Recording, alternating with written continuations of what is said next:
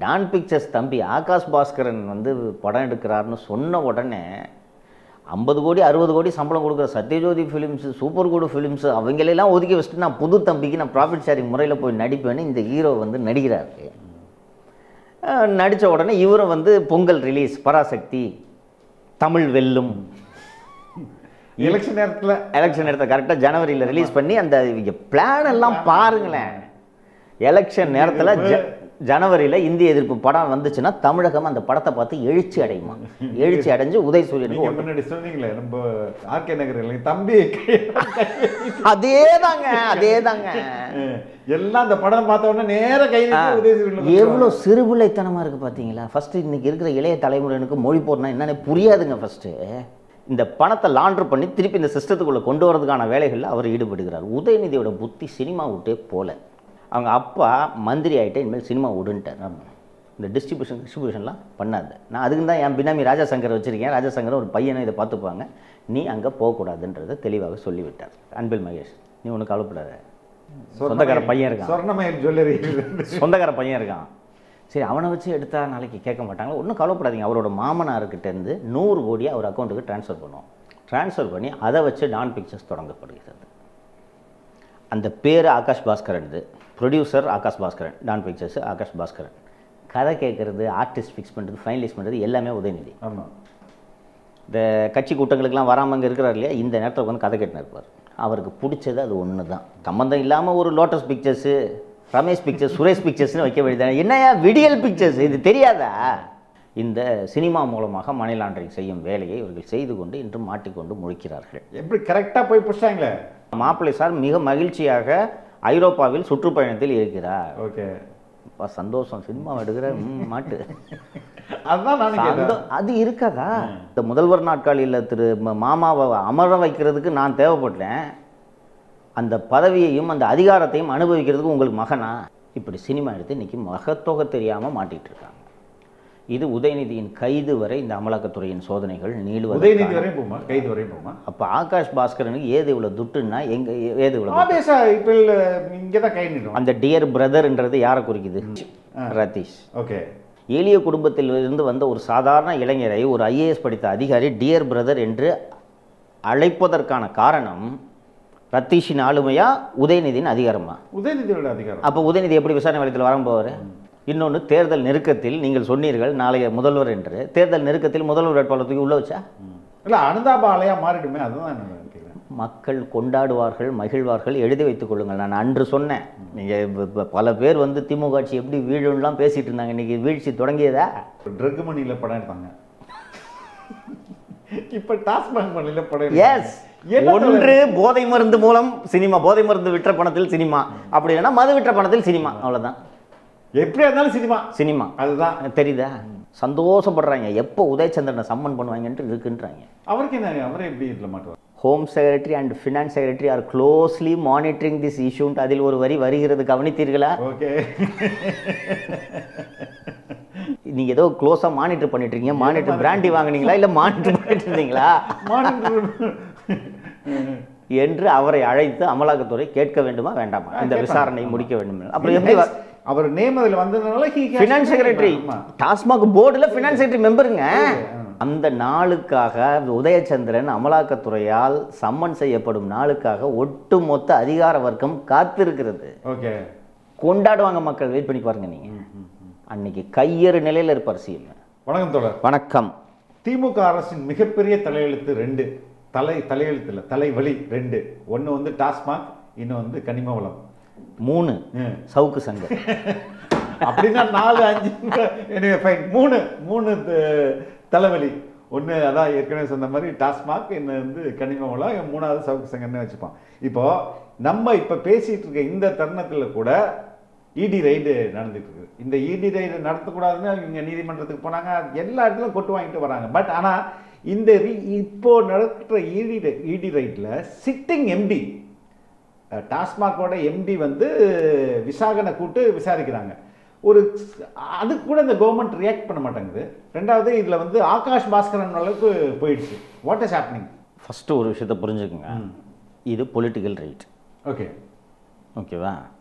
வழக்கம் போல் இதற்கு முன்பு இடி பல சோதனைகளை நடத்தியிருக்கிறது. அதில் எல்லாம் என்ன நடவடிக்கை எடுத்தார்கள், இதில் மட்டும் என்ன நடவடிக்கை எடுக்கப் போகிறார்கள் என்ற விமர்சனங்கள் எழுகின்றன. இதற்கு முன்பு நடத்தப்பட்ட இடி சோதனைகள் வேறு, இப்போது நடத்தக்கூடிய இடி சோதனைகள் வேறு. எப்படி? ஏனென்றால் தேர்தல் நெருக்கத்தில் நடத்தப்படக்கூடிய சோதனைகள்.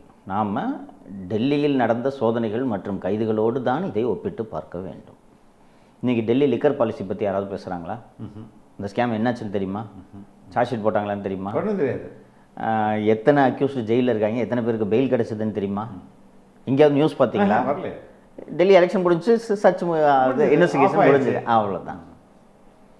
How they first arrested Satyendra Jain, how they then arrested Deputy Chief Minister Manish Sisodia. எப்படி தேர்தல் நடக்கக்கூடிய சமயத்தில் டெல்லியின் முதலமைச்சரை கைது செய்து உள்ளே வைத்தார்கள் என்ற அந்த பேட்டர்னை புரிஞ்சுக்கணும். கிட்டத்தட்ட அதை நோக்கி வருகிறது. அண்ட் ஃபஸ்ட்டு ஒரு முதலமைச்சர் தன்னை சுற்றி என்ன நடக்கிறது என்பதை தெரிந்து அதற்கான தற்காப்பு நடவடிக்கைகளை எடுக்க வேண்டும், எடுத்திருக்க வேண்டும். டாஸ்மாகில் இவ்வளோ பணம் வருதுன்றது முதல்வருக்கு நன்றாக தெரியும். பார்ட்டி ஃபண்டு, இவர் இது நேரடியாக இன்றைக்கி எவ்வளோப்பா வசூல் அப்படின்லாம் பார்க்குறது இல்லை என்றாலும் இதை வச்சு தான் நீங்கள் எலெக்ஷனை ஃபேஸ் பண்ணுறீங்கன்றது தெரியும்.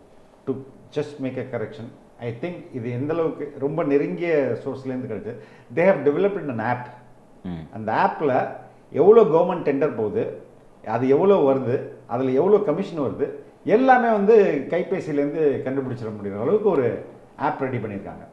இது இந்த வசூல் பண்ணி இதை பிரிச்சுக்கிறாங்க, மருமகன் தனி மகன் தனின்ட்டு. உங்களுக்கு திரு பிடிஆர் அவர்கள் the son has earned 15,000 crores, the son-in-law has earned 30,000 crores என்று 2 ஆண்டுகளுக்கு முன்பு பேசியிருக்கிறார் என்றால் அவர் வந்து லூஸாக கணக்கு வழக்குகளை சொல்லக்கூடியவர் அல்ல.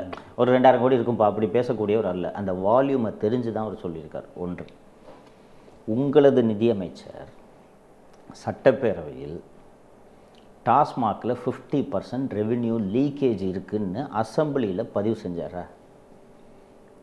ரெவென்யூ லீக்கேஜ் ஒரு அரசு நிறுவனத்தில் ரெவென்யூ லீக்கேஜ் எப்படி நடக்கும்? ஓட்டைகள் மூலமாக தான் நடக்கும். அந்த ரெவென்யூ லீக்கேஜ் என்று அவர் குறிப்பிடுவது 1000 பாட்டில் விற்கிதுன்னா 500 பாட்டிலுக்கான துட்டு தான் கவர்மெண்ட்டுக்கு வருது, மீதி 500 பாட்டிலுக்கான பணம் எங்கே செல்கிறது என்பது தெரியவில்லை என்பது தான் திரு தியாகராஜன் அவர்கள் சொன்னதன் பொருள்.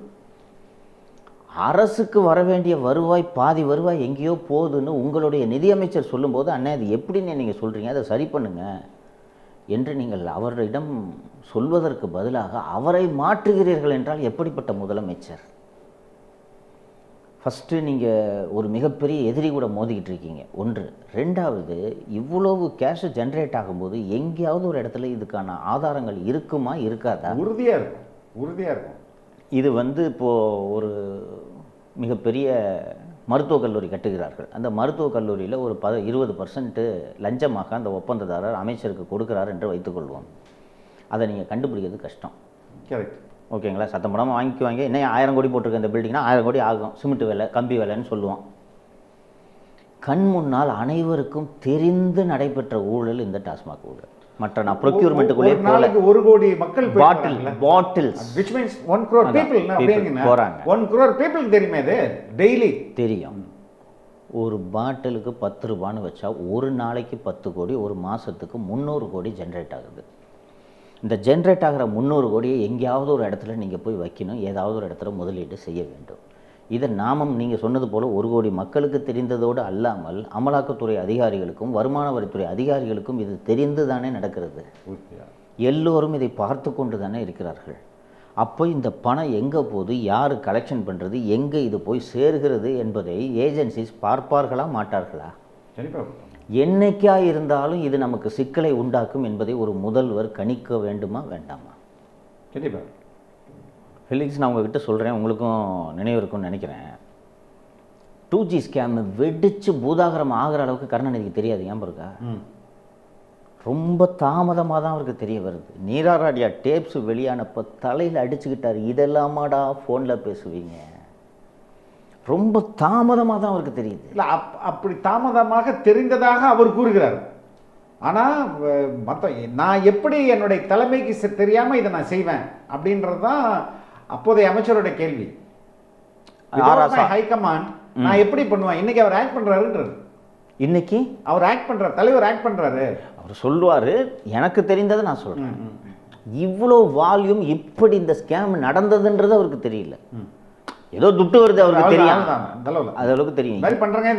இவ்வளோ பண்ணுறாங்க, இவ்வளோ பேர் இதில் பங்கு போட்டுக்கிறாங்க, அண்ட் ரூல்ஸ் எல்லாம் இப்படி மாற்றி நடைபெற்ற இந்த ஸ்கேம்ன்றது அவருக்கு தெரியல. அண்ட் ஃபோனில் இந்த அளவுக்கு வந்து இதில் எவ்வளோ அதில் எவ்வளோன்ட்டு பேசிக்கொண்டு இருக்கிறார்கள் என்பதும் அவருக்கு தெரியவில்லை.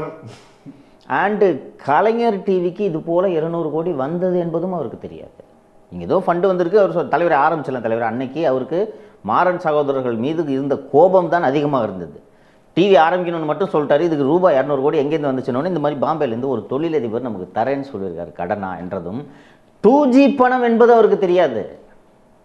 ஏதோ ஒரு தொழிலதிபரை ஏமாற்றி வாங்கியிருக்காங்க, அப்புறமா திருப்பி கொடுத்துக்கலாம் என்ற அடிப்படையில் ஒரு 200 கோடிக்கு சம்மதம் தெரிவிக்கிறார் ஒழிய 2Gயிலிருந்து வந்த ஃபினான்ஷியல் இது மானிட்டரி பெனிஃபிட்ஸ் என்பது அவருக்கு தெரியாது என்று அவர் சொல்கிறார். உண்மையோ பொய்யோ நமக்கு தெரியாது. ஆனால் முதல்வருக்கு இது போல் தொடர்ந்து நடப்பது எப்படி தெரியாமல் இருக்கும்? இதை வாங்குறாங்க, somebody should be doing this collection இல்லைங்களா? ஸோ இப்படி இந்த பணம் எல்லாம் வாங்குகிறார்கள். இந்த பணத்தை வாங்கி ஒரு பையன் புதுசாக ப்ரொடக்ஷன் கம்பெனி ஸ்டார்ட் பண்ணுறான்.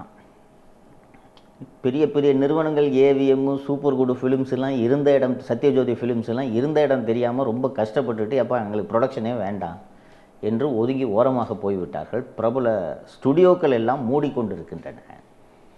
அப்படி இருக்கும்போது காலேஜ் முடிச்சுட்டு வந்த ஒரு பையன், அசிஸ்டன்ட் டைரக்டராக ஒர்க் பண்ணியிருந்திருக்கான், உதவி இயக்குனராக வேலை பார்த்த ஒரு பையன் எடுத்த எடுப்பில் 4 பெரிய பட்ஜெட்டு படம் டாப் ஹீரோஸோட கால் ஷீட்டை வாங்கி எடுக்கிறாங்க.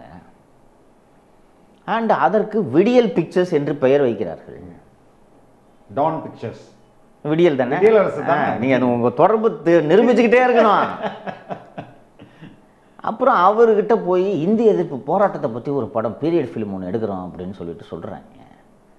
இந்த காலத்தில் காசை செலவு பண்ணி திமுகவோட இந்திய எதிர்ப்பு போராட்டத்தை எதிர்க்கு திரைப்படமாக எடுக்கிறதுக்கு எந்த முட்டா போய முன் வருவான் என்று அவர் யோசித்திருக்க வேண்டும். சரி, நம்ம வாலாடி கார்த்தி சொந்தக்காரர் சகல என்று அவரும் அவர் பாட்டுக்கு சரி நம்ம அடுத்த டூருக்கு ஃபோட்டோ ஷூட்டுக்கு எங்கே போகலாம் என்று இருந்து கொண்டிருக்கிறார். அப்போது நீங்கள் எங்கே சிக்குவீர்கள் என்று காத்து கொண்டிருக்கக்கூடிய உங்களது எதிரி உங்களை வந்து இப்படி பிடிப்பார், அதுவும் தேர்தல் நேரத்தில் பிடிப்பார் என்பதை நீங்கள் ஊகித்திருக்க வேண்டுமா வேண்டாமா? ஃபஸ்ட்டு டைமு டாஸ்மாகில் சோதனை நடக்கிறது. அந்த சோதனை நடந்த உடனே நீங்கள் அந்த சோதனையை எதிர்கொள்ள அரசியல் ரீதியாக அதை எதிர்கொண்டிருக்க வேண்டும். அந்த சோதனையை மாறாக டாஸ்மாக் நிறுவனத்தை வைத்து அமலாக்கத்துறைக்கு எதிராக நீங்கள் வழக்கு தொடுக்கிறீர்கள். ஒரு அரசு உறுப்பு எப்படி இன்னொரு அரசு உறுப்போடு சண்டையிட முடியும்? நீங்கள் Tamil Nadu government servants contact rules எடுத்து பார்த்தீங்கன்னா மாநில அரசை விமர்சிக்கக்கூடாதுன்னு அதில் இல்லை, மத்திய அரசையும் மாநில அரசையும் விமர்சிக்கக்கூடாதுன்னு தான் இருக்குது. ஓகே, அது என்னன்னா ஒரு கவர்மெண்ட் சர்வெண்ட் அரசு ஊழியர் என்றால் மத்திய அரசுக்கும் சேர்த்து ஊழியர். ஸோ ஒரு அரசு உறுப்பு இன்னொரு அரசு உறுப்போடு எப்படி மோதுவது, எப்படி அதை நீங்கள் வேடிக்கை பார்ப்பீர்கள்? இல்லை, அதுவே தப்பு இல்லை, இவங்க பண்ணியிருக்க கூடாது. ஆமாம், உங்களுக்கு நாளைக்கு இன்னொருத்தன் போட்டானே நீங்கள் என்ன செய்வீங்க? ஒன்று. ரெண்டாவது, அதுக்கு முன்பு நடந்தது ஒரு விஷயத்தை சொல்லிவிடுகிறேன். இடி ஏற்கனவே சில சோதனைகளை மணல் விவகாரத்தில் தொடர்ந்து சோதனைகள்லாம் பண்ணி 4700 கோடியோ 5700 கோடியோ 4700 கோடி தான் நினைக்கிறேன், 4700 கோடிக்கு சட்டவிரோதமாக மணல் விற்பனை செய்யப்பட்டிருக்கிறது என்ற ஆதாரங்களை அமலாக்கத்துறை நீதிமன்றத்தில் தாக்கல் செய்கிறது. நீங்கள் உண்மையிலேயே ஃபேக் சலான் அடித்து மணல் திருடினது உண்மை, நம்ம தான் காட்டணுமே, சலான காமிச்சோம் இல்லைங்களா? அது வந்து இந்த ஃபேக்கு கியூஆர் கோடெல்லாம் போட்டு நீங்கள் மணல் திருடினது உண்மை. அப்போது நீங்கள் அதை எதிர்கொள்ள வேண்டும். மாறாக உங்கள் அதிகாரி கூட இருக்க ஒரு அதிகாரி சொல்கிறாரு, சார் அவங்க என்ன சார் அரெஸ்ட் பண்ணுறது, நம்ம அரெஸ்ட் பண்ணிடுவோம், நம்ம அரெஸ்ட் பண்ணுவோம் சார், எப்படி அதெல்லாம் நான் பார்த்துக்கிறேன் சார், சரின்னு ஒரு வார்த்தை சொல்லுங்கள் என்று அங்கித் திவாரி என்ற ஒரு அசிஸ்டன்ட் என்ஃபோர்ஸ்மெண்ட் ஆஃபீஸர் ஒருத்தரை பிடிச்சி போய் கம்ப்ளைண்ட் ரெடி பண்ணி, நான் இப்போதும் சொல்கிறேன், அங்கித் திவாரி பணம் டிமாண்ட் பண்ணலைன்ட்டு நான் சொல்ல, ஏகப்பட்ட பேர் சென்ட்ரல் கவர்மெண்ட் ஆஃபீஸில் மிரட்டி துட்டு வாங்கிட்டு இருக்காங்க. ஜிஎஸ்டி ஐடியில் ஏகப்பட்ட பேர் எவன் சிக்குனாலும் பிடிச்சி துட்டு வாங்குற வேலை இன்னும் நடந்துகிட்டு இருக்கு. அதற்கும் காரணம் இவர்கள் தான். என்னென்னா, இப்போ ஒரு இன்கம் டேக்ஸ் ஆஃபீஸர் உங்ககிட்ட வந்து சார் உங்களுக்கு ஃபைன் போடாமல் இருக்கிறதுக்கு 50,000 ரூபா லஞ்சம் கொடுங்கன்னு கேட்குறாங்கன்னா நீங்கள் போய் சிபிஐட்ட கம்ப்ளைண்ட் கொடுத்தீங்கனாலும் அவங்களால நடவடிக்கை எடுக்க முடியாது. ஏன்னா சிபிஐ வழக்கு தொடர்வதற்கான அனுமதியை இவர்கள் ரத்து செய்து விட்டார்கள். ஓகே, இதனால இந்த அதிகாரிலாம் சென்ட்ரல் கவர்மெண்ட் கஸ்டம்ஸ் ஆஃபீஸர்லாம் அவன்கிட்ட இந்த மாதிரி 10 லட்ச ரூபா கொடு, உன்னால் என்னை எதுவுமே பண்ண முடியாது, போய் சிபிஐயில் எம்எல்ஏ நடவடிக்கை எடுக்க முடியாது, கொடுக்கலன்னா வாழ்க்கையை அடிச்சிருவேன், இப்படி மிரட்டி காசு வாங்க ஆரம்பிச்சிட்டாங்க. ஸோ இந்த அமலாக்கத்துறை அதிகாரி கேட்கிறார். அந்த டாக்டர் கம்ப்ளைண்ட் கொடுத்த அந்த டாக்டர் சரி கொடுத்துடலாம் என்று நினைத்து கொண்டிருக்கும் போது இவங்க போய் அந்த டாக்டரை பிடிச்சி நீ அவனுக்கு எதிராக கம்ப்ளைண்ட் கொடு என்று சொல்லி, எந்த காலத்தில் லஞ்ச ஒழிப்புத்துறை சென்ட்ரல் கவர்மெண்ட் ஆஃபீஸரை ட்ராப் பண்ணியிருக்கு சொல்லி உடனே அருகில் இருந்த லஞ்ச ஒழிப்புத்துறைக்கு போய் அவர் புகார் கொடுத்தாராம். இவர்கள் போய் இதை பிடிச்சிட்டாங்க. சரி அப்படியே வந்து அங்கித்திவாரி பிடிச்சிங்க, அதோட போயிருக்கலாம்ல. இடி ஆஃபீஸ்க்குள்ளே போய் லஞ்ச ஒழிப்புத்துறை அதிகாரிகளை அனுப்பி சோதனை செய்து சம்பந்தம் இல்லாத இடி ஃபைல்ஸ் எல்லாம் எடுத்து பார்த்து, இதெல்லாம் இடி அஃபிடவிட்டில் சொல்லியிருக்கு, இந்த வழக்குக்கு சம்பந்தம் இல்லாமல் நாங்கள் மாநில அரசு அமைச்சர்கள் மீது நடத்தி கொண்டிருந்த விசாரணை தொடர்பான கோப்புகளை இந்த அதிகாரிகள் கைப்பற்ற முனைந்தார்கள்னு சொல்லுது. இப்படி ஒரு ஏஜென்சி கூட சண்டை போட்டிங்கன்னா அவங்க விடுவாங்களா? அவங்கள பொலிட்டிக்கல் கிளியரன்ஸுக்காக வெயிட் பண்ணிட்டு இருப்பாங்க. எல்லாரை பற்றியும் டாசியர் ஓப்பன் பண்ணி வச்சுக்கிட்டு இருப்பாங்க. ஓகே, இடியோட வேலையை மணி லாண்ட்ரிங்.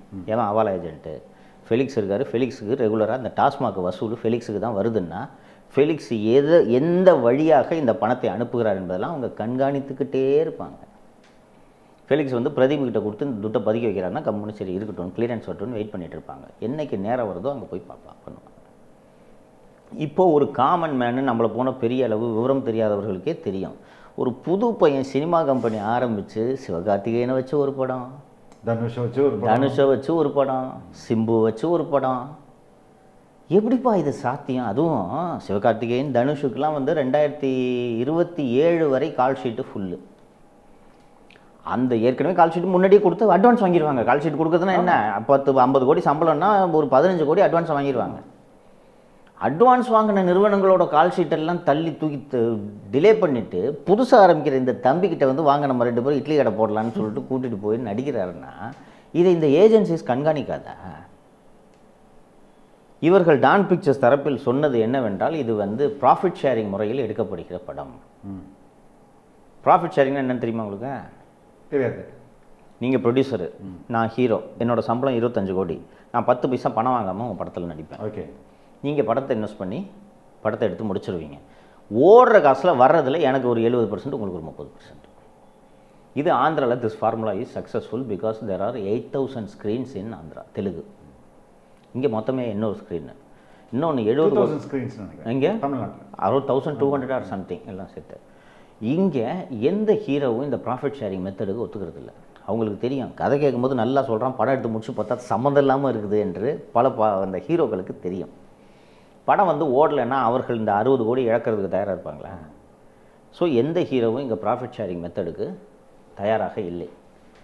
ஆனால் இந்த தம்பி டான் பிக்சர்ஸ் தம்பி ஆகாஷ் பாஸ்கரன் வந்து படம் எடுக்கிறாருன்னு சொன்ன உடனே 50 கோடி 60 கோடி சம்பளம் கொடுக்குற சத்யஜோதி ஃபிலிம்ஸு, சூப்பர் குடு ஃபிலிம்ஸு அவங்களெல்லாம் ஒதுக்கி வச்சுட்டு நான் புது தம்பிக்கு நான் ப்ராஃபிட் ஷேரிங் முறையில் போய் நடிப்பேன்னு இந்த ஹீரோ வந்து நடிக்கிறாரு.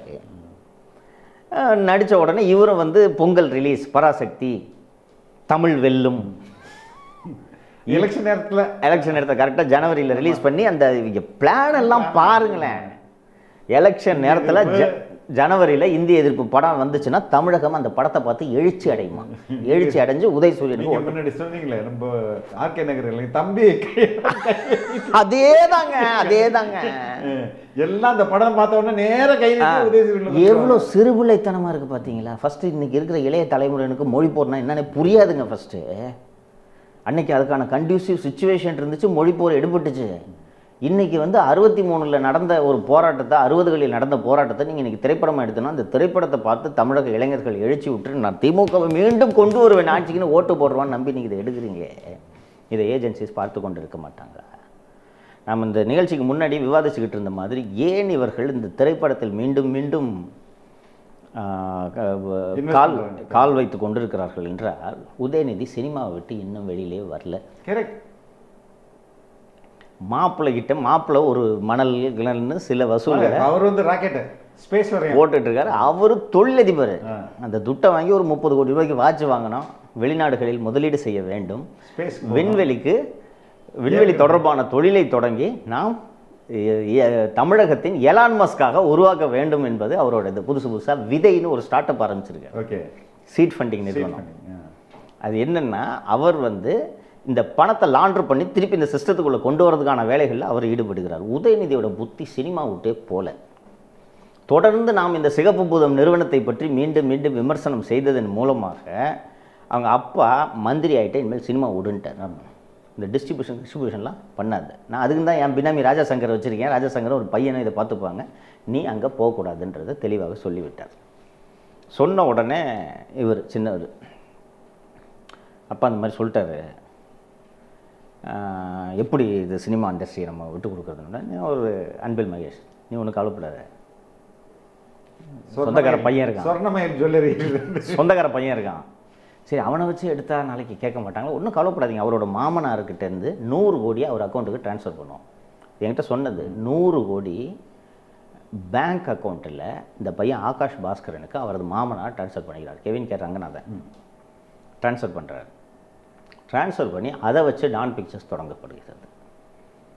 அந்த பேர் Akash Bhaskaran, producer Akash Bhaskaran, Dawn pictures Akash Bhaskaran, கதை கேட்குறது, ஆர்டிஸ்ட் ஃபிக்ஸ் பண்ணுறது, ஃபைனலைஸ் பண்ணுறது எல்லாமே உதயநிதி. ஆமாம். இந்த கட்சி கூட்டங்களுக்கெல்லாம் வராமல் இங்கே இருக்கிறார் இல்லையா, இந்த நேரத்தில் வந்து கதை கேட்டுன்னு இருப்பார். அவருக்கு பிடிச்சது அது ஒன்று தான். சரி இதெல்லாம் பண்ணுறீங்களே, சம்மந்தம் இல்லாமல் ஒரு Lotus Pictures, Ramesh Pictures, Suresh பிக்சர்ஸ்னு வைக்க வேண்டியதானே, என்னையா விடியல் பிக்சர்ஸ், இது தெரியாதா? இல்லை இன்னும் பச்சையாக ஒரு விஷயம் வந்தது உங்களுக்கு, நீங்கள் கவனிச்சிருப்பீங்களான்னு தெரில. இந்த இட்லி கடை படத்தில் பிரச்சனை, ஏன்னா தனுஷ் வந்து இன்னொரு ப்ரொடியூசர்கிட்ட காசு வாங்கிட்டு, ஐ மீன் அட்வான்ஸ் வாங்கிட்டு படம் பண்ணல, அதை முடிக்காமல் இட்லி கடை, அது இட்லி கடையில் பிரச்சனை வரும்போது பெப்சி கிட்ட சொல்கிறாங்க இட்லி கடை ஷூட்டிங்கை நிறுத்துங்க அப்படிலாம். அப்போ செல்வமணி சொன்னதாக செய்யணும், இல்லை இல்லை மேலிடத்துலேருந்து தகவல் வந்துருச்சு, அந்த நான் ஷூட்டிங்கை நிறுத்த முடியாது அப்படின்னு செல்வமணி இங்கே சொன்னதா. யாரடா அந்த மேலிடம்னு? ஆகாஷ் பாஸ்கரன் மேலிடமா? ஆகாஷ் பாஸ்கர் எப்படி மேலிடமா இருக்க முடியும்? மேலிடம்னா துணை முதல்வர் தான். இதை இவ்வளவு சாமர்த்தியமாக இந்த 8 கோடி மக்களும் முட்டாள்கள் இவ்வளவு சாமர்த்தியமாக நாம் இதை மறைத்து விடலாம் என்று எப்படி இந்த குடும்பம் நினைக்கிறது? இவருக்கு இது எதுவுமே செய்யாமல் தெரியாமல் அவர் ஒரு ஆனந்த உலகில் வாழ்ந்து கொண்டிருக்கிறார். உள்ளபடியே சொல்கிறேன், நீங்கள் இதை கணிக்கணுங்க. இதை நோக்கி வரப்போகுதுன்ட்டு இவ்வளோ மணி ஜென்ரேட் பண்ணுறீங்களே, இதை கொண்டு போய் எங்கேயோ இன்வெஸ்ட் பண்ணுறாங்களே, இது எதை நோக்கி வருது? அதான் இப்போ நீங்கள் 2 பைஃபர்கேஷன் காட்டுனீங்க க்ளீனாக. ஒன்று வந்துட்டு மருமகன் வந்து ஹீஸ் டெக்னிக்கலாக அதை வந்து எங்கெங்கேயோ இன்வெஸ்ட் பண்ணி எப்படியே what ever he is trying something on his own, அவருடைய முறையில் பண்ணுறாரு. இது ரொம்ப பழைய கான்செப்ட்ல. எக்ஸாக்ட்லி பழைய மாட்டிக்கிற கான்செப்ட் பாஸ். இது நீங்கள் எல்லாத்தையும் கருப்பு எடுத்து சினிமாவில் போட்டு இந்த ப்ராஃபிட் ஷேரிங் முறையில் இந்த நடிகர்கள் நடிக்கிறார்கள் என்பதை ஒத்துக்கலாம். ஆன் பேப்பர் நீங்கள் போய் பார்த்தீங்கன்னா பராசக்தி படத்துக்காக நான் 10 பைசா சம்பளம் வாங்கலான்னு சிவகார்த்திகேயனோட அக்ரிமெண்ட் இருக்கும். ஆமாம். சிம்பு படத்துக்கு அதே மாதிரி அக்ரிமெண்ட் இருக்கும். அதே போல் இந்த இன்னொரு படம் இட்லி கடைக்கு வந்து தனுஷ் கையெழுத்து போட்டிருப்பார், ப்ராஃபிட் ஷேரிங் படம் ஓடின பிறகு நான் அந்த துட்டை எடுத்துக்கிறேன்னு. ஆனால் அந்த திரைப்படம் எடுக்க தனுஷா துட்டு கொடுப்பாரு, சிவகார்த்திகேயனை துட்டு கொடுப்பாரு, அதுக்கு ஆகாஷ் பாஸ்கரன் தானே கொடுக்கணும்.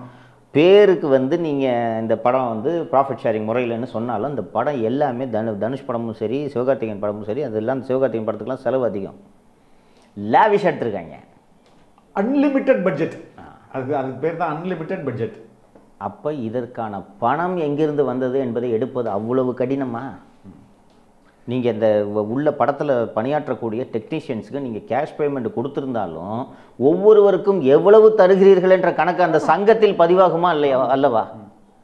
இப்போ ஆகாஷ் பாஸ்கரனை கூப்பிட்டு இந்த பராசக்தி படத்துக்கு இது வரைக்கும் ஷூட்டிங் 3 ஷெட்யூல் ஷூட்டிங் முடிஞ்சதுக்கு வரைக்கும் ஒரு 120 கோடி செலவு பண்ணியிருக்கு. அந்த 120 கோடி ஏது தம்பின்னு கேட்டால் அவங்க மாமனார் கொடுத்தா அதே 100 கோடியில் எத்தனை படம் போயிட்டு பண்ணி இது மாட்ட மாட்டிங்களா? இல்லை தோழர், இன்னொன்று பாருங்கள், நீங்கள் சொல்கிறீங்க அந்த ஹீரோக்களுக்கு பணம் வாங்காமல் அவங்க அப்படியே வச்சுப்போம். அது அப்படி தான் என்கிட்ட சொன்னது. நான் டான் பிக்சர்ஸை பற்றி பேசினோன்னே அவங்க என்னை அழைத்து சொன்னது ப்ராஃபிட் ஷேரிங் முறை இல்லை என்று சொன்னார். அப்படியே இருக்கட்டும். நான் என்ன சொல்கிறேன், இவங்க கையில் ஸ்க்ரீன்ஸ் இருக்குது, இவங்க கையில் தான் தியேட்டர்ஸ் இருக்குது. இப்போ இன்னும் ரெட் ஜெயண்ட் வந்து டிஸ்ட்ரிபியூஷனில் they are doing it, they are the distributors. அவங்கள மீறி யாரும் படம் எடுக்க முடியாது. இந்த படத்தை இந்த ஒரு படம் ஓடுது, இவங்களே வந்து ஓட்டுறாங்கன்னு வைங்களேன், இந்த பிளாக் மணி எல்லாம் டிக்கெட் மணின்னு கொண்டு கணக்கு காட்டுவாங்க. இது நடந்து கொண்டு இருக்கிறது. நம்ம ஏற்கனவே இதை பற்றி நாம 2 பேருமே பேசியிருக்கிறோம். ஒரு படம் ஓடவே இல்லை, ஹவுஸ்ஃபுல்னு சொல்லி கலெக்ஷன் கொண்டு வந்து கட்டி டாக்ஸை கட்டிங்கன்னா முடிஞ்சு போச்சா? இந்த வேலையும் செய்து கொண்டு இப்படித்தான் இதை செய்ய முடியும். டாஸ்மாகில் 10 ரூபாயா சேர்த்து டெய்லி 10 கோடி 300 கோடி வருது ஒரு மாதத்துக்கு. இந்த 300 கோடி எப்படி அக்கௌண்ட்டுக்கு கொண்டு வருவீங்க? ஒரு படத்தை எடு, அவ்வளோதான். ஓடாத படமா இருந்தாலும் ஓடிச்சுன்னு சொல்லு, இல்லைன்னா உன் கட்சிக்காரனை போய் பார்க்க சொல்லு. இப்படிதான் எடுத்து இங்கே நமக்கு ஊருக்கே தெரியும் இந்தியன் 2 எப்படி ஓடிச்சுன்னு. இவங்க வந்து லாப கணக்கு எழுதி வச்சிருப்பாங்க. இந்தியன் 2 ஒரு மெகா ஹிட், இவ்வளோ வசூல்ன்ட்டு எழுதி வச்சிருப்பாங்க. 3வது நாளே அட்டர் ஃப்ளாப்பாக இருக்கும், 3வது நாளே சக்ஸஸ் மீட் வைப்பாங்க. இப்படித்தான் இவர்கள் இந்த மணியை லாண்டர் பண்ணுறது. நீங்கள் சொன்னது போல் ஒரு அறத பழசான ஒரு விஷயமான இந்த சினிமா மூலமாக மணி லாண்டரிங் செய்யும் வேலையை இவர்கள் செய்து கொண்டு இன்று மாட்டிக்கொண்டு முழிக்கிறார்கள். எப்படி கரெக்டாக போய் பிடிச்சாங்களே. ஏங்க இதுதான் நான் தான் சொல்கிறேனேங்க. ஏங்க இதுக்கு என்னங்க நீங்கள் ரொம்ப ஒரு ஒரு ஐன்ஸ்டீன் போன்ற மூளையா வேண்டும் இதை கண்டுபிடிக்க எக்ஸிபிட் பண்ணிக்கிறாங்க. ஏன் இவ்வளவு எக்ஸிபிட் பண்றாங்க? ஏன் தன்னை இவ்வளவு படோடமா வெளியில காட்டிக்கிறாங்க? பண்றது திருட்டு, அமைக்கிட்டு இருக்க வேண்டியதானே. என்ன காரணம் என்றால் இவர்கள் அத்தனை பேருமே முதல்வர் சொன்னது போல 2036 வரை திராவிட முன்னேற்ற கழக ஆட்சி என்பதை உறுதியாக நம்பினார்கள். அவங்க எல்லாரோடையுமே பேசியிருக்கேன்ல, தேரவே தேராதுங்க ஏடிஎம்கே. தமிழ்நாட்டில் பாசிச பாஜக வளரவே வளராதுங்க. இவர்கள் எதிர்பார்க்காத ஒரே ஒரு விஷயம் என்னவென்றால் பிஜேபியும் அதிமுகவும் மீண்டும் கரம் கோர்க்கும் என்பதை இவர்கள் எதிர்பார்க்கவில்லை. ஏன்னா ஒரு எடப்பாடி திருப்பி சொல்லிட்டு இருந்தார்ல 26 கூட்டணி கிடையாதுன்னு. அப்போ இந்த மாதிரி ஃப்ராக்மெண்டடாக ஆப்போசிஷன் இருந்துச்சுன்னா வி ஆர் அன்டிஃபீட்டபிள்ன்ட்டு உறுதியாக நம்பினாங்க. நீங்கள் தொடக்கத்தில் சொன்னீங்க இடி ரைடு வந்து இவங்களெல்லாம் உள்ளே வைக்கிறது டியூரிங் த எலெக்ஷன் டைம். ஆனால் டெல்லியில் அது வேற எஃபெக்டை கொடுக்கும். தமிழ்நாட்டில் பெரிய சிம்பத்தியை ஏற்படுத்தி மறுபடியும் உங்களுக்கு அது ஒரு ஆப்பர்ச்சுனிட்டியாக தானே மாறும். ஃபெலிக்ஸ், நீங்கள் நினைப்பது போல எந்த சிம்பத்தியும் வராது, உங்களுக்கு வராது. இல்லை, இவங்க ப்ரோபகண்டா பண்ணுவாங்களே பாருங்கள், மாநில சுயாட்சி பேசினா எடுத்து பேசினா உள்ளதுக்கு போட்டாங்க. ப்ரோபகண்டா பண்ணுறதுக்கு you need a game plan, you need a design, you need a mechanism to implement that. அதான் பெண் அமைப்பு இருக்குல்ல, எழுதுகோள் பெண் அமைப்புக்கு நீங்கள் ஒரு டைரக்ஷன் கொடுத்து இந்த சர்ச் நியூஸு வெளியில் பெருசாக பூமாகாமல் நீங்கள் கண்டெயின் பண்ணியிருக்கணுங்க. ஆனால் அந்த சர்ச் நியூஸ் எப்படி வந்துச்சுன்னா விசாகன் வீட்டு வாசலில் இருந்த வாட்ஸ்அப் சேட்டெல்லாம் எல்லா மீடியாவும் கேரி பண்ணிச்சா. இது நீங்கள் கண்டெயின் பண்ணுறதுக்கு என்ன வேலை எடுத்தீங்க? பிரதர், டியர் பிரதர் வந்துச்சா? இதை கண்டெயின் பண்ணுறதுக்கு என்ன வேலை பண்ணீங்க? நீங்கள் எப்படி கண்டெயின் பண்ண முடிஞ்சது? இல்லை, கண்டெயின் பண்ண வேணாம்னு விட்டாங்களோ? பக்கத்து கேம்ப் தானே. There is nobody to issue instructions. எங்கேருந்து வரணும் இன்ஸ்ட்ரக்ஷன்ஸு? தலைமையிடமிருந்து வர வேண்டாம், தலைமைகிட்ட இருந்து வரணும். மாப்பிள்ளை சார் மிக மகிழ்ச்சியாக ஐரோப்பாவில் சுற்றுப்பயணத்தில் இருக்கிறார். ஓகே, சந்தோஷம். சினிமா எடுக்கிற மாட்டு அது இருக்காதா? 21 2014 தேர்தல், 2016 தேர்தல், 2019 தேர்தல் ஆகிய 3 தேர்தல்களையும் சந்தித்த திராவிட முன்னேற்ற கழகம் 21 தேர்தலை சந்திக்க கையில் நிதி இல்லாமல் இருந்தது. இந்தியா முழுக்க பயணம் செய்து ஒவ்வொரு தொழிலதிபரையும் சந்தித்து 1 லட்சம், 2 லட்சம், 10 லட்சம், 20 லட்சம் என்று நான் நிதியை சேகரித்து கொண்டு வந்து கொடுத்தேன். உங்கள் மகன் துணை முதலமைச்சர் என்ன இந்தியாவிலே நீ இருக்காத வெளிநாட்டில் இருந்து விரட்டி விடுறீங்க. அப்போது இந்த முதல்வர் நாட்காலியில் திரு மாமாவை அமர வைக்கிறதுக்கு நான் தேவைப்பட்டேன். அந்த பதவியையும் அந்த அதிகாரத்தையும் அனுபவிக்கிறதுக்கு உங்களுக்கு மகனா? ஓகே, இருக்குமா இருக்காதா? கண்டிப்பாக இருக்கும். ஏன் உங்கள் மகனை துட்டு வாங்கிட்டு வந்து வர சொல்ல வேண்டியதானே? பணம் வாங்கி உங்களுக்கு எலெக்ஷன் ஃபண்டு டெவலப் பண்ணுறதுக்கு மட்டும் நான் வேணும். பெண் போன்ற ஒரு நிறுவனத்தை உருவாக்கி இன்னொரு ஸ்ட்ராட்டஜி பில்டு பண்ணுறதுக்கு நான் வேணும். இந்த அரசாங்கத்தோட தவறுகளை மூடி மறைத்து நரேட்டிவ் செட் பண்ணுறதுக்கு நான் நடத்திய பெண் நிறுவனம் வேணும். ஆனால் என் மூஞ்சி எங்கேயும் வெளியில் வரக்கூடாது. நான் எங்கே வெளியில் வந்தாலும் என்ன அவர் எப்போ பார்த்தாலும் இந்த மாதிரி பண்ணிட்டு இருக்காரு, வெளில போய் அவர் இருக்க சொல்லு. இந்தியாவிலே அவர் இருக்க வேண்டாம், அவர் வந்தாலும் எங்கே பார்த்தாலும் மாப்பிள்ளன்றது தான் பேர் சொல்கிறாங்க என்று சொல்லி எங்களை விரட்டி விடுகிறீர்கள். இப்போது அவர்களுக்கு வந்த சோதனை இவ்வளோ பெரிய சோதனையா தோழர்? நீங்கள் ஒரு மனிதனாக இருக்குமா இருக்காது, ஒரு ஹியூமன் பீங்காக, ஒரு ஃபெலோ ஹியூமன் பீங்காக திங்க் பண்ணி பாருங்கள். நான் தான் உங்கள்கிட்ட சொல்லியிருக்கிறேன், எலெக்ஷனுக்கு முன்னாடி every 2 weeks we used to meet. ஆமாம், டிஸ்கஸ் ஸ்ட்ராட்டஜிஸ் சொல்லுவேன் என்னென்ன பண்ணணும்னு. அவர் இப்போ சொல்லுவார், நான் இப்போ தான் மாமாவுக்கு ட்ரைனிங் கொடுத்துட்ருக்கோம் பேசுகிறதுக்கு. இன்னும் கூட அவர் வந்து பேப்பரை பார்த்து படிக்கிறதுக்கே கஷ்டப்படுறாரு. அவரை ட்ரெயின் பண்ணிகிட்ருக்கோம், ரெடி பண்ணிட்டுருக்கோம். எங்கள் சைடு நிறைய டிஃபிகல்ட்டி இருக்குது, நல்ல ஐடியாஸை சொல்லுங்கள் என்று விரிவாக விவாதிச்சிருக்கோம். இது எல்லா இதுலேயும் இருந்தார். அப்போதும் திரு உதயநிதி அவர்கள் உறங்கி கொண்டு தானே இருந்தார். இன்றைக்கி இவருக்கு அதிகாரத்தை கொடுத்துட்டீங்க, அடுத்த முதல்வர் வேட்பாளர் என்று அவங்களே பிரச்சாரம் பண்ண ஆரம்பிச்சிட்டாங்க. அப்போ மாப்பிள்ளையோட இடம் எது? மாப்பிள்ளை வந்து பிஹைண்ட் தி சீனில் இருக்க ஃப்ரண்ட்டில் ஆன் ஸ்டேஜுக்கு வரணும்னு குறைஞ்சது ஒரு ராஜ்யசபா கொடுத்துருக்க வேணாமா? இப்போ 4 வேகன்சி வருது, கொடுங்க, இப்போதாவது முன்னுக்கு கொண்டு வாருங்கள். அவரும் வந்து சிம்பாலிக்காக போய் பார்லிமெண்ட்டுக்கு பக்கத்தில் சைக்கிள்லாம் ஓட்டி எனக்கு ஆசை இருக்குன்றது எப்படி தான் சொல்கிறது? இன்னும் குடும்ப அரசியல் மறுபடியும் சொல்லுவாங்களே, மகன் குடும்ப அரசியல் இல்லை, தங்கச்சி குடும்ப அரசியல் இல்லையா? மாறன் குடும்ப அரசியல் இல்லையா? குடும்பத்துக்காக தானே இந்த கட்சியை நடத்துறீங்க. அப்புறம் என்ன அந்த குடும்பத்தில் ஒரு உறுப்பினர் கூடுதலாக சேர்த்துக்கிட்டா என்னப்பா? யார் தடை போடுறது? அந்நியாரா இல்ல அந்நியார்? அந்நியார் தானே. மகனின் அறிவு எப்படி என்று தெரியும், மருமகனின் அறிவு எப்படி என்று தெரியும். மருமகனுக்கு அதிகாரத்தை கொடுத்தால் மகனை விழுங்கி விடுவார் என்பது தெரியாதா? அண்டை ஒருங்கிணைந்த ஆந்திராவில் மருமகன் கட்சியை கைப்பற்றிய வரலாறு இருக்கிறது, அந்நியாருக்கு தெரியாதா? இருக்கா இல்லையா?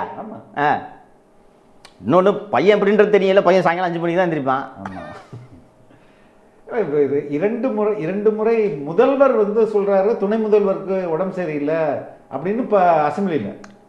உங்கள் மானிய கோரிக்கை, இந்த மானிய கோரிக்கை இந்த தேதியில் தான் வருகிறது என்பது தெரியும். அதற்கு தயார்படுத்தி கொண்டு வருவதை விட திரு உதயநிதி அவர்களுக்கு வேறு என்ன வேலை இருக்க முடியும்? அதை விட வேற உங்களுக்கு என்ன? இன்னும் சொல்ல போனோம்னா யூ ஷுட் பி போட்டு வர வேண்டியதுதானே. You should be proud. அன்னைக்கு வந்து மானிய கோரிக்கை நான் நல்லா படிச்சேன்னு சொன்னோன்னு நீங்கள் எப்படி படித்தாலும் வந்து மொத்த பேர் வந்து கை கொடுப்போம். சார் இது மாதிரி ஒரு உரையை நாங்கள் பார்த்ததே இல்லை.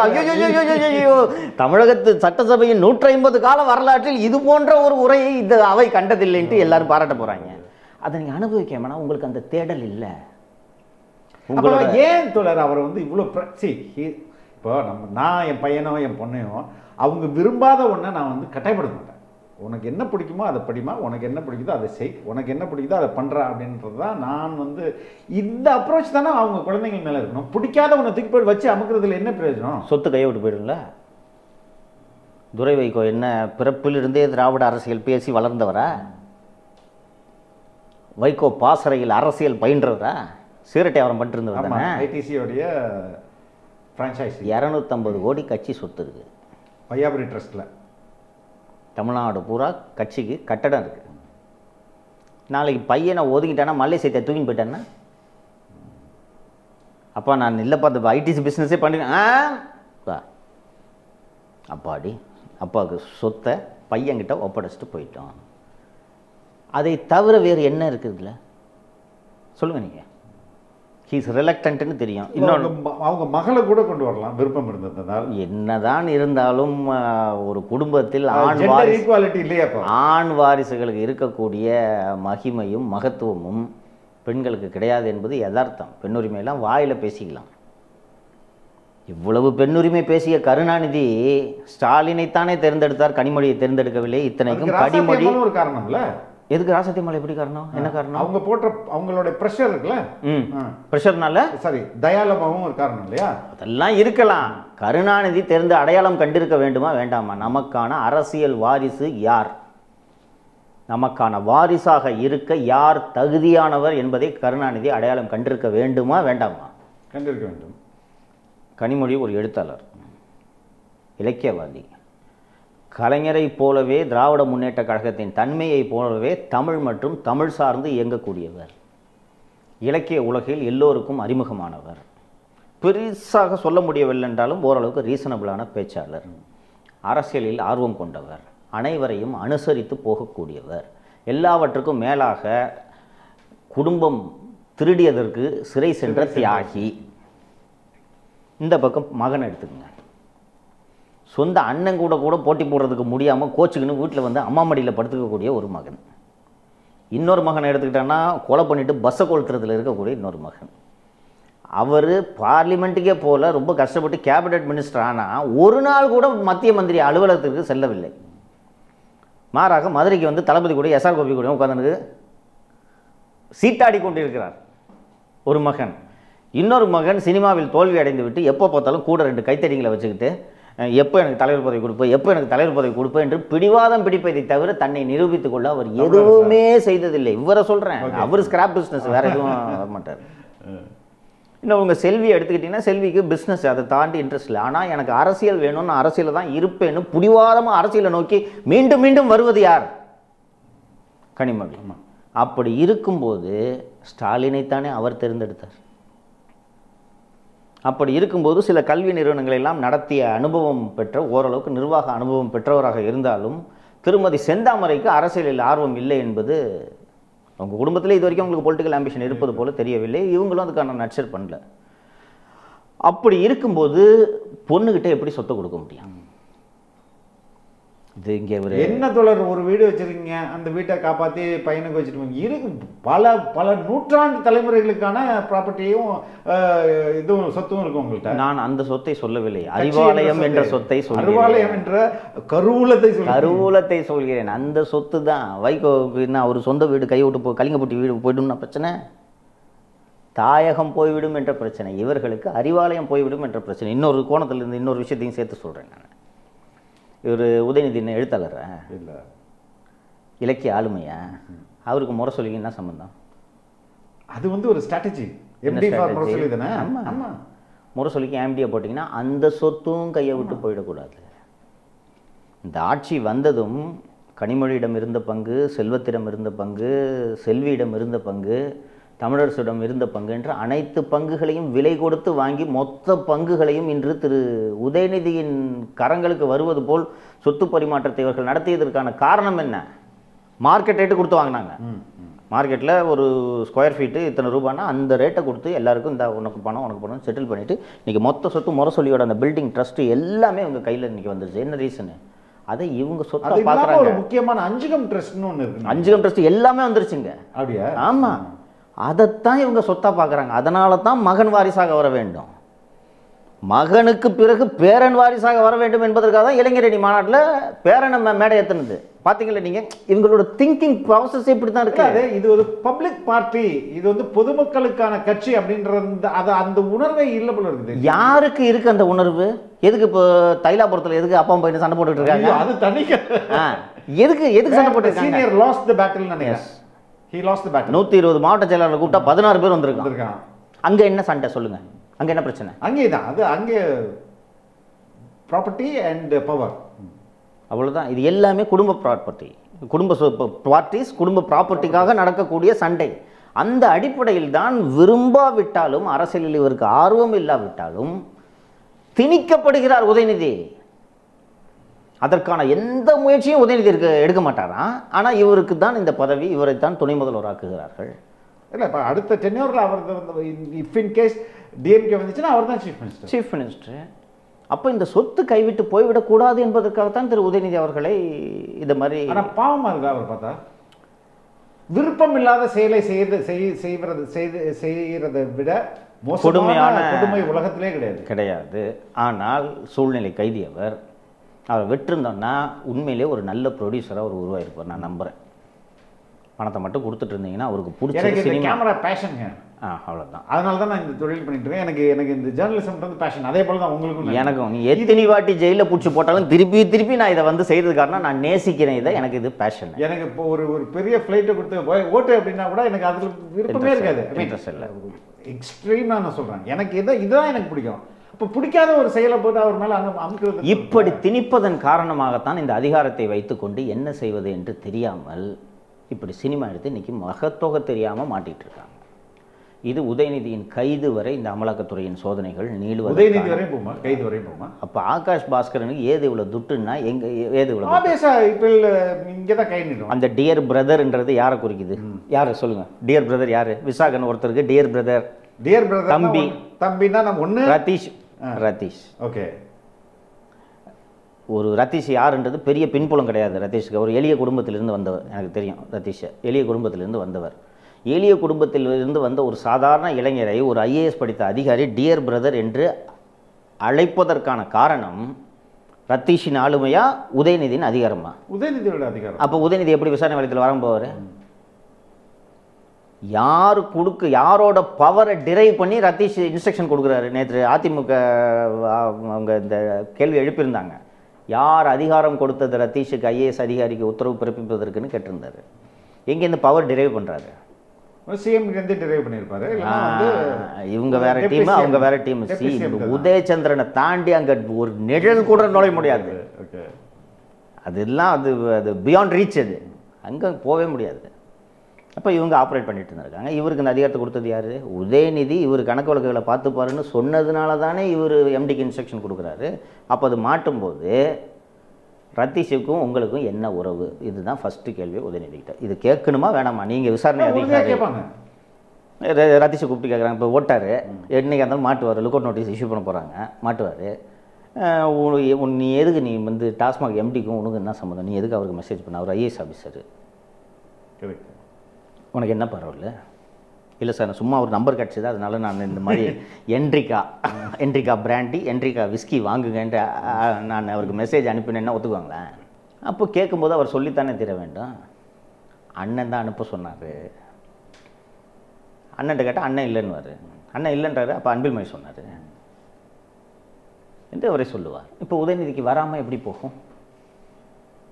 இன்னொன்று, தேர்தல் நெருக்கத்தில் நீங்கள் சொன்னீர்கள் நாளைய முதல்வர் என்று. தேர்தல் நெருக்கத்தில் முதல்வர் வேட்பாளர் தூக்கி உள்ள வச்சா இல்லை அனுதாபாலையாக மாறிடுமே. அதுதான் மக்கள் கொண்டாடுவார்கள், மகிழ்வார்கள். எழுதி வைத்துக் கொள்ளுங்கள். நான் அன்று சொன்னேன், நீங்கள் பல பேர் வந்து திமுக ஆட்சி எப்படி வீழும்லாம் பேசிகிட்டு இருந்தாங்க. இன்றைக்கி வீழ்ச்சி தொடங்கியதா? இல்லை சார், இப்போ ஏற்கனவே ஒரு ட்ரக் மணியில் படம் எடுத்தாங்க, இப்போ டாஸ்மாக் மணியில் படம். எஸ், ஒன்று போதை மருந்து மூலம் சினிமா, போதை மருந்து விற்ற பணத்தில் சினிமா, அப்படி இல்லைன்னா மது விற்ற பணத்தில் சினிமா, அவ்வளோதான். எப்படியா இருந்தாலும் சினிமா, அதுதான். தெரியுதா உங்களுக்கு? இது எப்படி சிம்பத்தியாக மாறும்? நீங்கள் வெயிட் பண்ணுங்கள் ஃபெலிக்ஸ். இது ஏன் வந்து நீங்கள் சிம்பத்தியாக மாறும்ன்ட்டு நீங்கள் நினச்சிக்கிட்டு இருந்தீங்கன்னா, இவர்களின் உண்மை முகத்தை நம்ம 2 பேரை தவிர யாருமே அடையாளம் போட்டு காட்டவில்லை. இன்றைக்கி எல்லாரும் போட்டு காட்டுவாங்க. மக்களுக்கு பட்டி தொட்டி எங்கும் இனி இதை சென்று சேர்க்க பெரிய கோபமும் வெறுப்பும் இருக்குது. அது ஆனால் இங்கே ஒரு மிகப்பெரிய மீடியா மேனிபுலேஷன் நடக்குது. இனி மீடியாவை நீங்கள் மேனிபுலேட் பண்ண முடியாது. நீங்கள் மற்ற செய்திகளை நீங்கள் கவர் பண்ணாமல் போகலாங்க. அமலாக்கத்துறை சோதனைகளை நீங்கள் எடிட்டராக இருந்தால் உங்களுக்கு கவர்மெண்ட்லேருந்து ப்ரெஷர் வருது, யோ இந்த நியூஸை போடாதேன்ட்டு ப்ரெஷர் வருது. இடி சர்ச்சை எப்படி கவர் பண்ணாமல் இருப்பீங்க சொல்லுங்கள்? தந்தியில் போட்டுட்டு இருப்பான், நீங்கள் நியூஸ் தமிழ் ஆமாம் போடாமல் இருக்க முடியுமா? எல்லா மீடியாவும் எப்படி நீங்கள் அடைப்பீங்க? இன்னொன்று, உதயநிதிக்கு சம்மன் கொடுத்து உதயநிதி அமலாக்கத்துறை அலுவலகத்துக்கு வர சொன்னால் நீங்கள் அதை நியூஸ் போடாமல் இருக்க முடியுமா? போடாமல் இருக்க முடியாது. இல்லை, அதை வச்சு இவங்க வேற மாதிரி திசை திருப்பாங்களே. பாருங்க, மத்திய அரசு பாஜக பழிவாங்குது, மாநில உரிமை பேசுனதுனால பழிவாங்குது, இப்போ இதுதான் ஆரியத்தோடைய சூழ்ச்சி, இப்படியெல்லாம் தானே உருட்டுவாங்க. இதை நீங்கள் அமலாக்கத்துறை அலுவலகத்தில் டாஸ்மாக் அலுவலகத்தில் அமலாக்கத்துறை நுழைந்த போதே நீங்கள் இதை தொடங்கி இருக்க வேண்டும். சரி, கொஞ்சம் ரீவைண்ட் பண்ணி போனீங்கன்னா, திரு செந்தில் பாலாஜி அவர்களை கைது செய்த போது வீடியோ போட்டாரா? ஆமாம், தொட்டுப்பார் சீண்டிப்பார் போட்டாரா? சிரிச்சா அந்த வீடியோ பார்த்துட்டு. இன்னொன்று, நீங்கள் இந்த இந்த அந்த வெப்பன் எல்லாத்தையும் நீங்கள் எக்ஸாஸ்ட் பண்ணிட்டீங்க. ஆமாம், ஏற்கனவே சம்மந்தமே இல்லாமல் தொகுதி மறுசீரமைப்புக்கு ஒரு மாதம் உருட்டுனீங்க, ஞாபகம் இருக்கா? தென்னிந்திய ரொம்ப நாள் இதை சஸ்டெயின் பண்ண முடியாதுன்னு நான் சொன்ன நினைவு இருக்கா? ஒரு வருஷம் எப்படி சஸ்டெயின் பண்ணுவீங்க? இதெல்லாம் வந்து ஒரு 10 நாள் நியூஸ் சைக்கிளில் 10 நாள் இருக்கக்கூடியது இல்லையா? இங்கேருந்து உங்கள் அமைச்சர் பெருமக்களை, தென்னிந்தியாவில் இருக்கக்கூடிய முதலமைச்சர்கள், கட்சி தலைவர்கள் எல்லோருக்கும், ரேவந்த் ரெட்டி, பினராயி விஜயன் எல்லாருக்கும் அனுப்புனீங்களா? ஒரு மாநாடு போட்டிங்களா? தொடர்ந்து வந்து நமக்கு தொகுதி குறையுதுன்ட்டு ஒரு பிரச்சாரம் கட்டவிழ்க்கப்பட்டதா? இன்றைக்கி தொகுதி மறுசீரமைப்பு பற்றி பேச்சு எங்க? மும்மொழி கொள்கை கையில் எடுத்தீங்களா? ஒரு மாதம் உருட்டுனீங்களா? இன்றைக்கி அதை பற்றி பேச்சு இருக்கா? இல்லை. இன்னொரு மேட்டர் எதுவும் ஒன்று, ஆளுநருடைய தீர்ப்பு, அதை பற்றி வேக வேகமாக எடுத்துக்கலாம், பேசுனீங்க. ஆளுநர் வந்து மாநில அரசை கழுத்தை நெரிக்கிறார், வஞ்சிக்கிறார்னு சொன்னீங்களா? ஓடிச்சா? இன்றைக்கி ஈடியை தவிர வேறு எதை பற்றி பேச்சு இருக்கு? எப்படி சஸ்டெயின் பண்ணுவீங்க?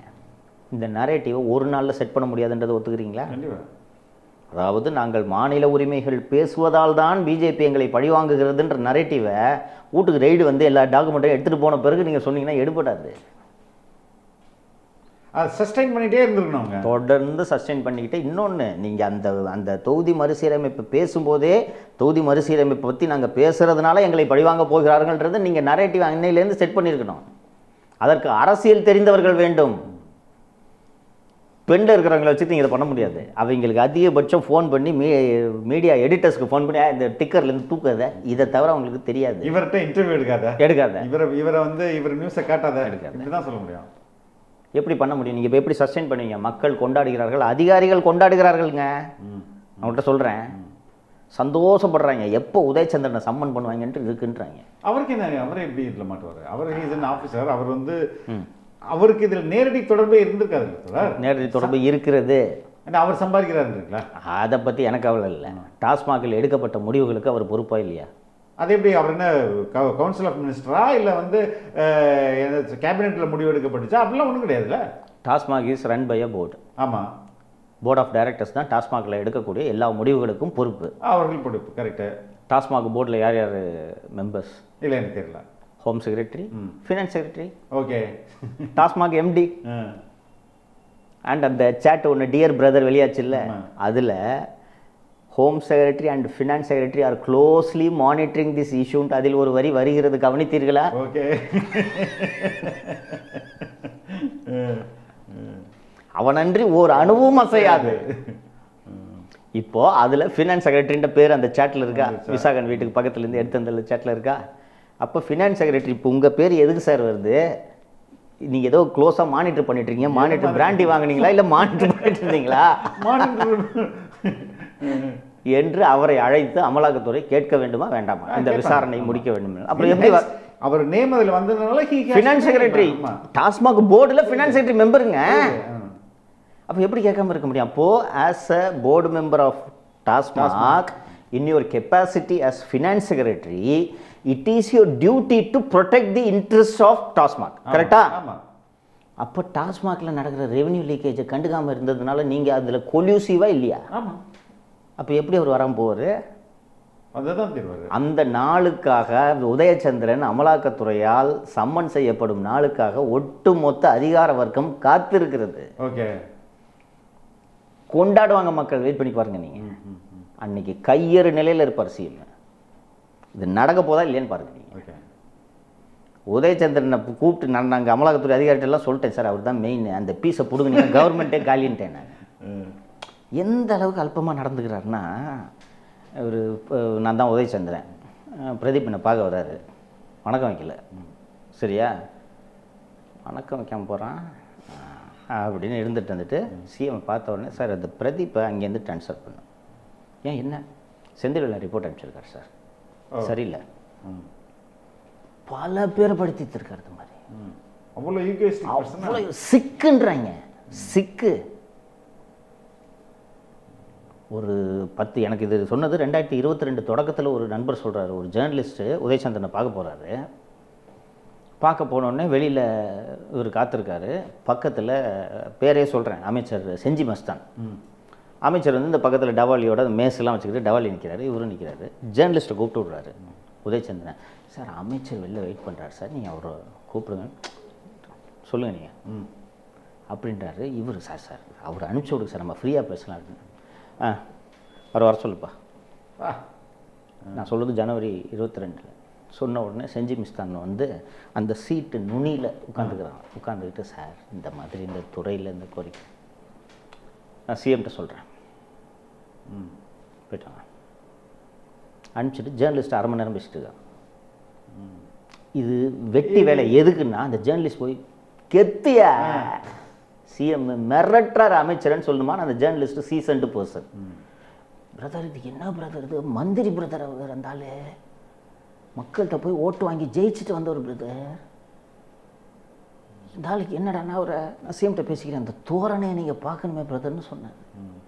இது மாதிரி இந்த கவர்மெண்ட்டை கெடுத்தது உதயச்சந்திரன். உதயச்சந்திரன் சொல்றது இங்கேருந்து குதிங்க 10வது மாடி நாமக்கல் கவிஞர் மாளிகையிலேருந்து குதிங்கன்னா கூச்சவர் சிஎம். இன்னும் அப்படிதான். இவர் Senthilvelan, Davidson, Arun and of course துணை முதல்வர் தினேஷ், இவர்கள் தான் சேர்த்துட்டு பார்க்குறாங்க. இல்லைன்னா இப்படி வந்து ஒரு நெருக்கடியான சூழலில் சார் நீங்கள் ஊட்டி போய் 1 வாரம் இருந்துட்டு வாங்க சார். வழக்கமாக எல்லா முதல்வர்களும் தொடக்கி வைக்கிறது தானே. நீங்கள் போகக்கூடாது. நீங்கள் போகக்கூடிய நிலைமையில் நீங்களும் இல்லை, உங்கள் அரசும் இல்லைன்னு நான் சொல்கிறேன். நான் அதை தவறாக சொல்லலை. நீங்கள் வந்து போய் ஒரு ஊட்டியில் குழுக்குள்ள ஜாலியாக இருக்கிறத பார்த்து ஒரு பொறாமையில் நான் சொல்ல, இந்த கிரைசிஸை வச்சுக்கிட்டு இதை ஹேண்டில் பண்ணுமா, அங்கே போய் உட்காந்துருக்குமான்னு கேட்குறேன். இங்கே இருந்துட்டு மானிட்டர் பண்ண வேணாமா? நீங்கள் ஊட்டிலேருந்து ஃபோனில் கேட்டுட்டு இருப்பீங்களா? இருங்க தொட்டப்பட்ட மேலே இருக்கேன், சிக்னல் கிடைக்காதுங்க, இருங்க கீழே வரேன்ட்டு இதை பண்ணிட்டு இருப்பீங்க. நீங்கள் எவ்வளோ பொறுப்பு இல்லாமல் இருக்கீங்கன்னு சொல்கிறேன் நான். எல்லாரும் போகிறது மலர் கண்காட்சி திறந்து, நான் அதை தவிர சொல்லிட்டேன், 1 வாரமாக என் மலர் கண்காட்சி திறந்து வைக்கிறதுக்கு அதுக்கு எதுக்கு என்டையர் அபிஷேக் மிஷினரியா இப்படி ஒரு இடி ரைடு? ஏன்னா இவங்க நீதிமன்றத்தில் போய் தடுக்கலாம்னு நினச்சாங்க. நீதிமன்றமே அதெல்லாம் நீங்கள் உங்கள் வேலை செய்யுங்கன்னு சொல்லிட்டாங்க. அப்போ இடி வந்து ரெஸ்யூம் பண்ணும், அந்த ரைடை தொடங்கும், மீண்டும் தொடருவாங்க அப்படின்றது இது கணிக்கலையா இவங்க? அதை கணிக்கும் உளவுத்துறையை நீங்கள் உங்கள் அருகில் வைத்திருக்க வேண்டும். ஒரு நல்ல ஆஃபீஸரு, சார் நம்ம இடியை சீண்டிட்டோம், இடி மேலே போய் எங்களை ஹாரஸ் பண்ணிட்டாங்கன்னு கோர்ட்டில் சார்ஜஸ் சொல்லிட்டோம். எங்களை இயற்கை அழைப்புக்கு கூட செல்ல விடாமல் இடி அதிகாரிகளை எங்களை துன்புறுத்தினார்கள்னு நம்ம சொல்லிட்டோம். மனித உரிமை அத்துமீறல்னு நாம் சொல்லிட்டோம். High court ED is acting on the will of the பீப்புள்னு ஆர்டர் போட்டுருச்சு. they'll strike us at any time. So நான் இது இப்போ அப்போ கூட இந்த சாட்லாம் டெலிட் பண்ண வேணாம்.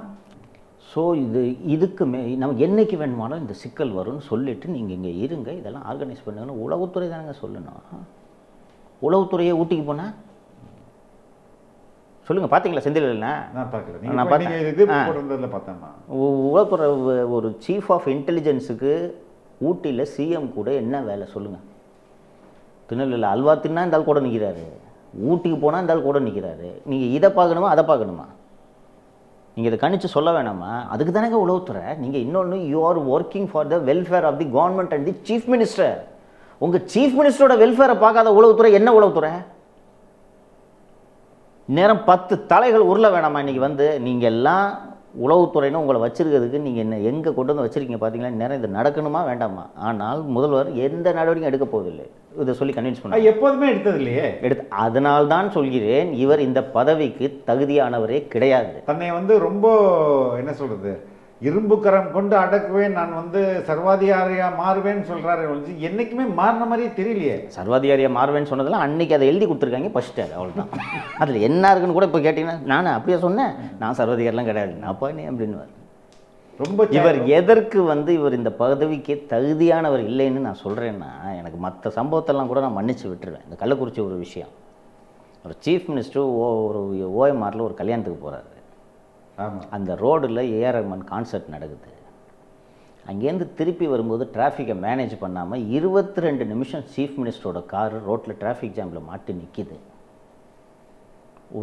அந்த 22 நிமிஷம் சிஎம் என்ன பண்ணிட்டு இருந்திருப்பார் யோசிங்க. ஏன்டா ஒரு சீஃப் மினிஸ்டர் கான்வாயை ரோட்டில் நிற்க வச்சுட்டு நீங்களாம் என்னடா போலீஸ்ன்னு அன்னைக்கே 10 தலை உருண்டுருக்கணுங்க. நீங்கள் மற்ற இந்த கள்ளக்குறிச்சி இதெல்லாம் வந்து நிர்வாகம் தொடர்பானது. நீங்கள் உங்கள் சீஃப் மினிஸ்டர் ரோட்டில் நிற்க வச்சுருக்கீங்க, ஒரு மனுஷன் கோவணுமா? நம்ம ஒருத்தர் மேலே கூட நடவடிக்கை எடுக்கலையா? அன்றைக்கி அந்த டிராஃபிக் ஜாமுக்கு காரணமானவர் இன்றைக்கி திருநெல்வேலி மாநகர ஆணையர். அப்போ இவர் எதுக்கு தான் லாய்க்கு? தனக்கு நேர்ந்த அவமானங்களுக்கு கூட கோபப்படாத இந்த மனிதர் 8 கோடி மக்களை எப்படி பாதுகாப்பார் என்று நீங்கள் நினைக்கிறீர்கள்? அதனால் தான் சொல்கிறேன், இந்த அரசு போக வேண்டும், போவதற்கான நேரம் வந்துவிட்டது. அன்பார்ந்த ரெட்பிக்ஸ் உறவுகளே, பல்வேறு அடக்குமுறைகளையும் ஒடுக்குமுறைகளையும் தாண்டி இன்றளவும் எந்த ஒரு அரசியல் கட்சிக்கும் பக்கசார்பில்லாமலும் தொடர்ந்து மக்களை மட்டுமே மையப்படுத்தி இயங்கும் ஊடகம் ரெட்பிக்ஸ் என்பது உங்கள் அனைவருக்கும் நன்கு தெரியும். நாங்கள் தொடர்ந்து ஒரு சுதந்திரமான ஊடகமாக செயல்பட உங்களது உதவி எங்களுக்கு தேவை. உங்களால் முடிந்த அளவு நிதி உதவி எங்களுக்கு செய்யுங்கள். திரையில் தெரியும் இந்த QR கோடை பயன்படுத்தியோ அல்லது டிஸ்கிரிப்ஷனில் உள்ள தகவலை பயன்படுத்தியோ எங்களுக்கு உங்களால் முடிந்த அளவு நிதி உதவி செய்யுங்கள். நன்றி. நன்றி தொடர்.